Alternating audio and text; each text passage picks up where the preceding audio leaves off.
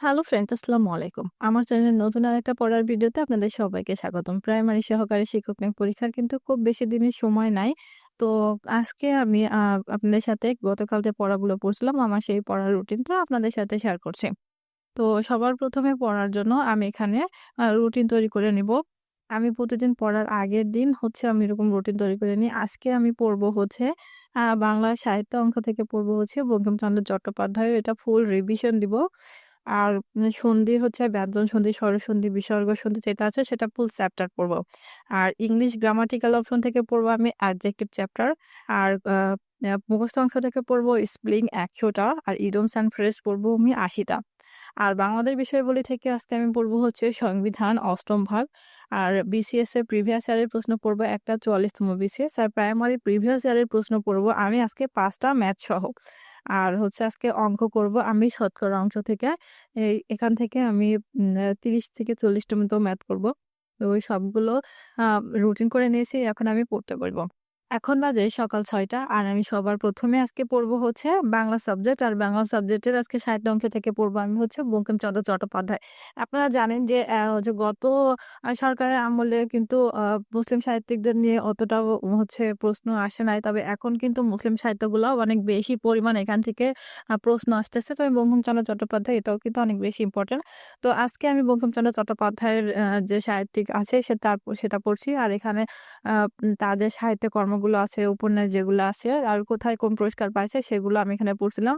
তো বঙ্কিমচন্দ্র চট্টোপাধ্যায়ের এই টপিকসটা পড়ে আর রিভিশন দিতে আমার প্রায় ১ ঘন্টার মতো সময় লাগছিল।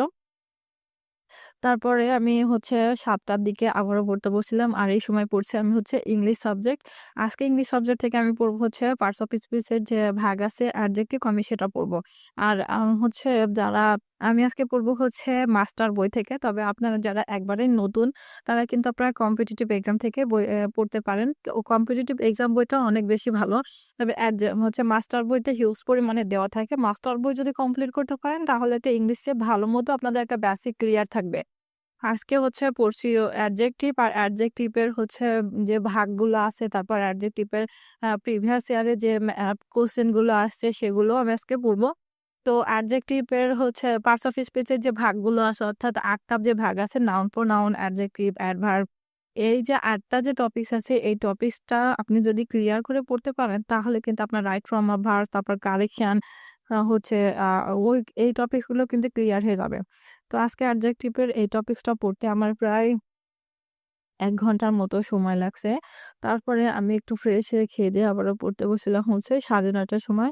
আর এই সময় আমি পড়ছি হচ্ছে বাংলা সাবজেক্ট। আর আজকে বাংলা হচ্ছে গ্রামাটিক্যাল অপশন থেকে আমি পড়বো হচ্ছে সন্ধি, স্বরসন্ধি, ব্যঞ্জন সন্ধি, তারপর হচ্ছে বিসর্গ সন্ধি যেটা আছে। আর এই সন্ধি পড়ছি আমি অগ্রদূত বই থেকে। উম আ আমার কাছে আমি এর আগে হচ্ছে জর্জ সিরিজের যে বাংলা বইটা আছে সেখান থেকে পড়ছিলাম। তো আজকে আমি হচ্ছে অগ্রদূত বইয়ের যে এমসিকিউ গুলা আছে সেগুলা পড়ছি। যেহেতু আর খুব বেশি দিন সময় নাই পরীক্ষার, এজন্য আমি এখন টপিকস গুলাই মানে খুব বেশি মানে ডিপলি না পড়ে শুধুমাত্র গ্রামাটিক্যাল অপশনের যে পেছনে এমসিকিউ গুলা দেওয়া আছে সেইগুলা আগে শেষ করার ট্রাই করতেছি। তবে কিছু টপিকস আছে কিন্তু বাংলা গ্রামাটিক্যাল অপশনে অনেক বেশি ইম্পোর্টেন্ট প্রাইমারির জন্য, যেটা হচ্ছে বিরাম চিহ্ন, তারপর পদ প্রকরণ, তারপর হচ্ছে আ উম বাগধারা, সন্ধি, এগুলো অনেক বেশি ইম্পোর্টেন্ট। আপনারা চেষ্টা করবেন এই টপিকস গুলো আগে শেষ করতে। তো আজকে সন্ধি সবগুলো টোটালি পড়তে আমার প্রায় ১.৫ ঘন্টার মতো সময় লাগছে। তারপরে আমি প্রায় ১২টার দিকে আবারও পড়তে বসছিলাম। বিসিএস এর যে প্রিভিয়াস ইয়ারের প্রশ্ন আছে সেটা। আর আজকে আমি বিসিএস থেকে পড়বো হচ্ছে আ ৪৪তম বিসিএস। যেহেতু আমি এর আগে আ আ বিসিএস অলমোস্ট ২-৩ বার বা এরও বেশি শেষ করছি। আজকে আমি ৪০তম বিসিএস এর যে ম্যাথ গুলা আছে সেগুলা আর যে এমসিকিউ গুলো আছে সেগুলো টোটালি পড়ছিলাম। তবে অনেকে ভাবে যে বিসিএস তারপর হচ্ছে প্রাইমারির যে প্রিভিয়াস প্রশ্ন আছে সেখান থেকে কিন্তু আ আ খুব বেশি প্রশ্ন আসে না। তবে আমি মনে করি বিসিএস, তারপর প্রাইমারি, নিবন্ধন, এই প্রিভিয়াস ইয়ারের যে প্রশ্নগুলো আছে সেখান থেকেও যদি আপনারা পড়েন তাহলে কিন্তু আপনারা অনেক কমন পেতে পারেন। তো অবশ্যই এগুলো আপনারা আগে শেষ করবেন প্রিভিয়াস ইয়ার গুলো। বিসিএস এর এমসিকিউ গুলা আর ম্যাথ গুলা করতে প্রায় ১:৩০ বেজে গেছিল। তারপরে আমি আর পড়ি নাই। খেয়ে-দেয়ে ফ্রেশ হয়ে গোসল করে আমি আবারও পড়তে বসছিলাম হচ্ছে মাগরিবের নামাজ পড়ে তারপর ৬:৩০ টার দিকে। আর এই সময় পড়ছি আমি হচ্ছে প্রাইমারি প্রিভিয়াস ইয়ারের প্রশ্ন। আর আজকে আমি প্রিভিয়াস ইয়ার থেকে পড়বো হচ্ছে ২০১৯ সালের ৫ টা। আমি হচ্ছে গতবার প্রাইমারি দেওয়ার সময় প্রাইমারি প্রশ্নগুলো একবার শেষ করছিলাম। তো এই বছরে আমি আর একবারও পড়ি নাই। যেহেতু শেষ সময় এখন। আর এখন আমি হচ্ছে প্রাইমারিতে যে বিগত সালের প্রশ্ন আছে মোট হচ্ছে ৬৫ টা। এই ৬৫ টা আমি হচ্ছে প্রতিদিন টার্গেট করে ৫ টা করে শেষ করতেছি। আমার ২০ টা কাভার হয়ে গেছে। আজকে ৫ টা পড়লে আমার ২৫ টা কভার হবে। তো প্রিভিয়াস ইয়ারের এই প্রশ্নগুলো কিন্তু অনেক বেশি ইম্পোর্টেন্ট। যারা প্রাইমারি পরীক্ষা দিবেন তারা অবশ্যই প্রিভিয়াস ইয়ারের প্রশ্নগুলো আগে শেষ করবেন। আর আজকে হচ্ছে এই ৫ টা প্রাইমারি প্রশ্ন পড়তে আর হচ্ছে যে ম্যাথ গুলো করতে আমার প্রায় ২.৫ ঘন্টার মতো সময় লাগছিল। আর যেহেতু আ আগে থেকে একটু পড়া সেজন্য আগে যেগুলো হচ্ছে সেগুলো আমি টিক করে নিচ্ছি। আর যেগুলো হচ্ছে না আমি সেগুলো মার্ক করে রাখছি সেগুলো আবার নতুন করে পড়ে নিচ্ছি। তবে প্রাইমারি কিন্তু ম্যাথ গুলো আমার কাছে সহজই মনে হয়। তো জানি না আল্লাহ এবার কি রাখছে কপালে।